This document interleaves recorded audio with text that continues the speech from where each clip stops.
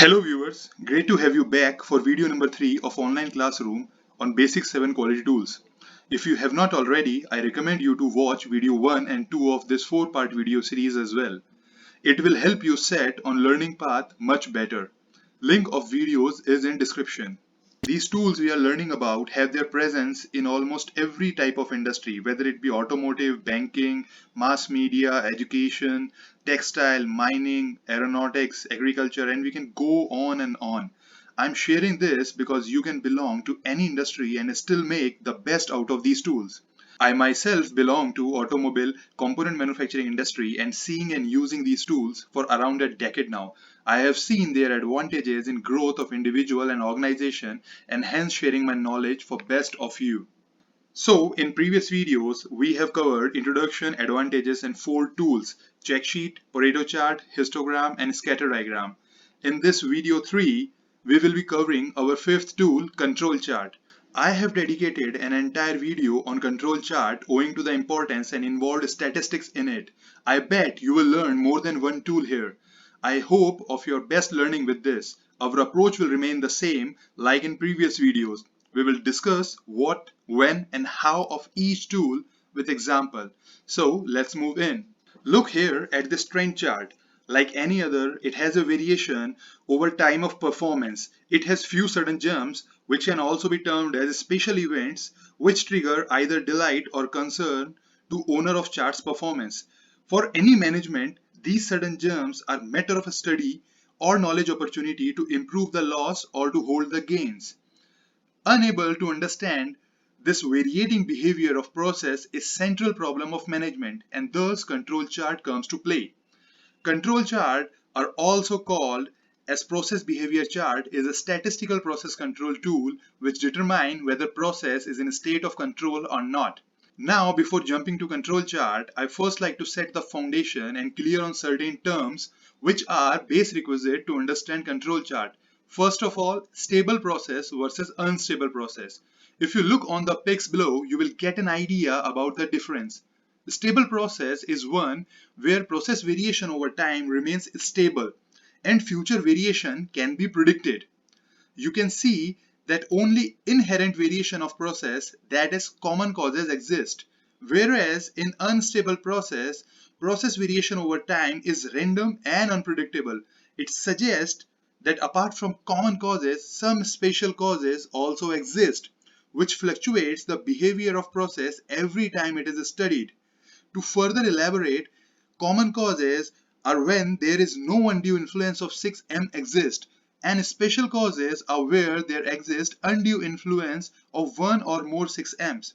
Where common causes are expected, normal and random, special causes are exact opposite. Variation due to common causes can be exemplified by the weather condition, temperature, inadequate design, poor management.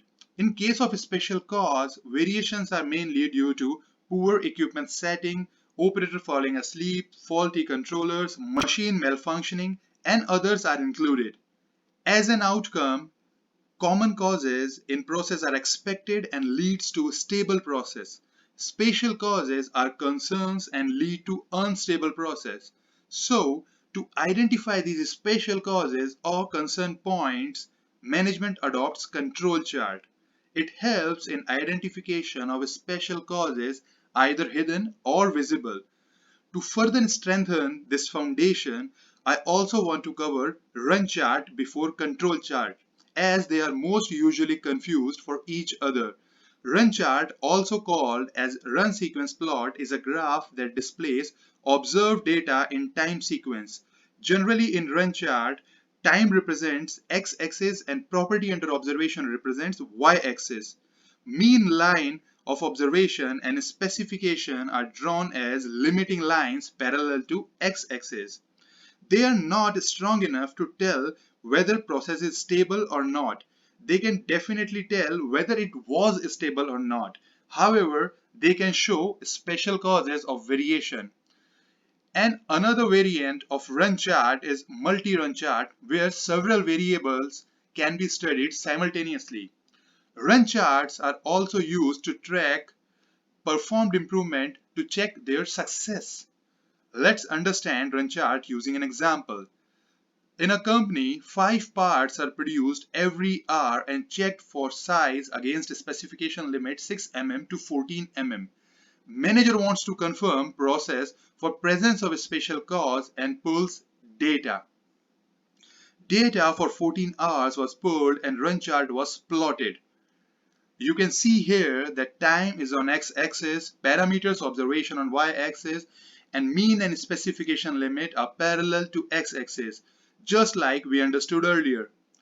Next question comes, how to detect special causes, whether they exist or not. So I would now tell you 4 rules with which run charts show special causes.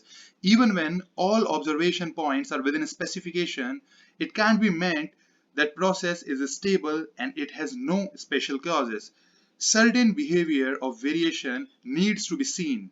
So these 4 behaviors are: first, outlier. If there is any data point or observation beyond specification limit, special cause exists. Second, shift. When 8 consecutive points are on either side of center line, not on center line but on either side consecutively, special cause exists. Third is pattern.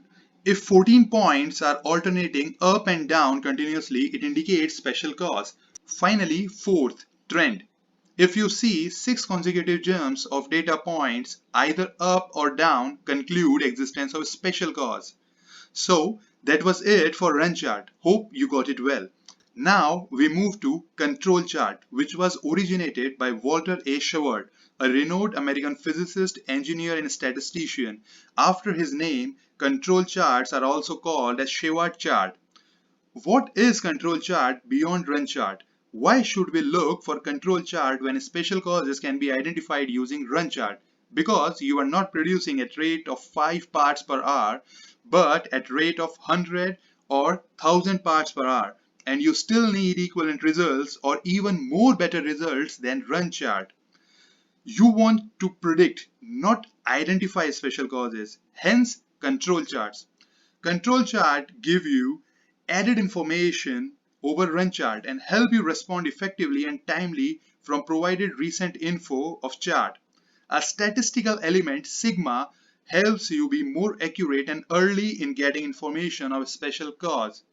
Control chart runs on normal distribution, and as per it, 99.7% of observations falls within 3 sigma of mean for process to be normal or in control.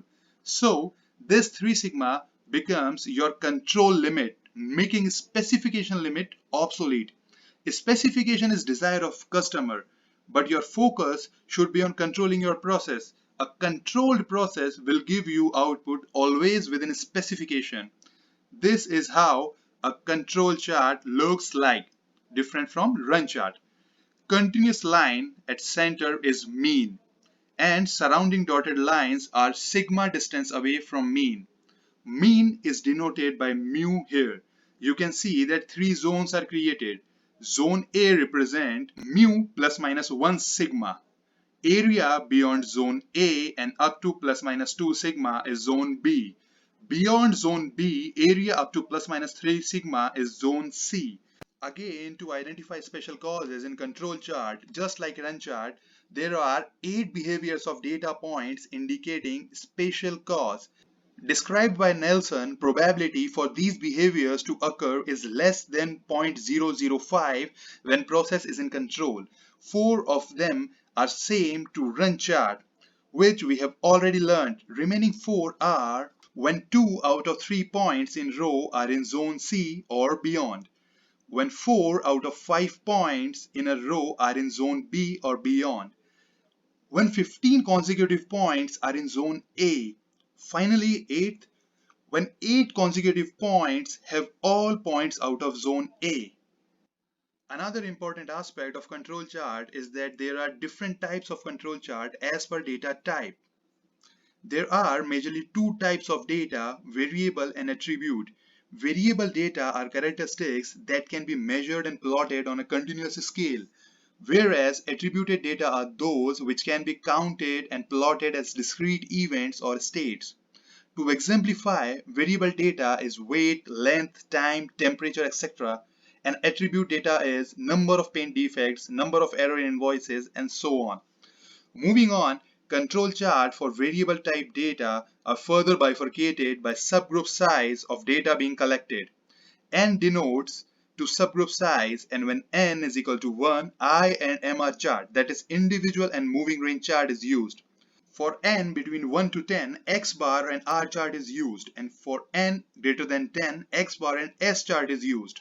Similarly, control chart for attribute types are bifurcated for counting of defects or defectives. Further bifurcation is done whether sample size of defective or opportunity of defect is constant or not. Based on each situation, different type of control chart is prepared. To absorb and visualize learning so far, let's take a couple of examples, one each for variable and attribute data for how to create control chart. Example 1 for variable type data, we are taking X bar chart used for n greater than 1. For subgroup size greater than 1 in variable type data, central limit effect is used with sample mean instead of focusing on individuals. This improves chances of working with normal distribution.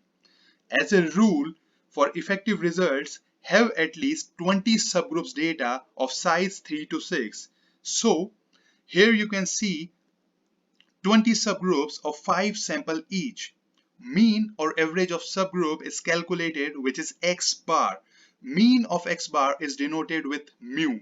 Mu, as you remember, is your central line. If you can see at the bottom, mu is 2.514. Then we calculate range. Range is the difference of minimum and maximum value of subgroup. Average or mean of range is calculated by R bar at the bottom. Finally, standard deviation of each subgroup is calculated using formula shown here. Viewers having experience in statistics will not face concern here. Mean of subgroup standard deviation is calculated and denoted by S bar in the bottom. Now we need to calculate sigma. Formula for sigma is here. N is subgroup size and S bar and R bar are already calculated. D1 and D2 are constant based on subgroup size and mentioned in table below. Calculating sigma with both formula give results here. Now which sigma to select? We learned couple of minutes back that for subgroup size between 2 to 10, X bar R chart is to be used. We will go with second one. So our control limits are now calculated. Control chart is thus plotted. Observation plotted are X bar here. We have one special cause here, that is outlier. Now learning attribute type chart. NP chart, if you remember, is used for constant sample size in defective data. Fraction nonconformity is based on binomial distribution. To start with example, 30 batch data is used, each of sample size 50 of product orange juice can. Here is data. In this data, DI is number of defective cans from 50 samples and PI is simply defective proportion from sample size. 30 batch data is available. Sum of all defective is calculated at end as 347 and mean of all PI is calculated as 0.2313 denoted by P bar, which is our center line. Control limit is calculated using shown formula. Now control chart is plotted. We can see a couple of special causes. Some consideration for those who would be starting with practicing control chart are: omit outliers when deciding control limits. Identify special causes and correct them. After improvement, repeat study to establish control limits to continue process. In this case, a special cause was identified as new operator. It was corrected and again 24 batch data was taken. Keeping all calculations similar, control limit and center line was calculated and control chart was created. A learning here is that when LCL, lower control limit, comes below 0, round it off to 0. In our new control chart, after change point, you can see that no special cause exists. Variation is now stable and process is in control. However, control chart becomes part of quality system and remains there as an indicator of any possible cause, or better say, predictor of any possible cause to come. That's all my viewers for control chart. Hope you enjoyed learning. Please like the video and share it with all those you feel can gain from this video and series. Provide your feedback in comment section and subscribe to my channel for more content to come. Check out other videos of series to learn on other tools. Thanks for watching. See you in next video. Till then, keep learning, keep growing.